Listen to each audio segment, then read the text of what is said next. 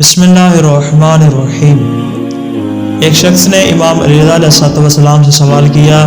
कि मौला, अगर किसी औरत को 3 तलाक़ें हो चुकी हों, यानी उसको 3 मरतबा तलाक़ दे दी गई हो, तो आया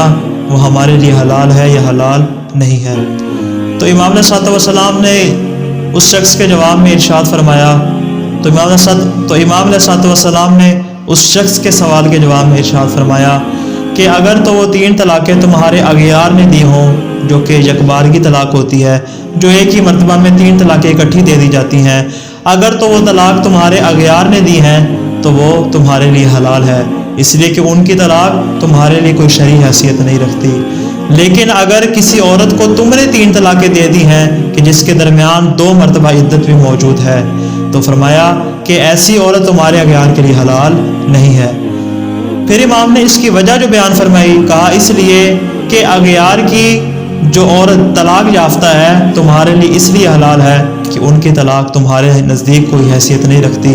जबकि उनके यहाँ उस तलाक़ की शरई हैसियत मौजूद है, जबकि तुम्हारे नज़दीक वो एक ही मरतबा में 3 मरतबा दी गई तलाक़ की कोई शरई हैसियत मौजूद नहीं है, लिहाजा इस तरह की औरत तुम्हारे लिए हलाल होगी।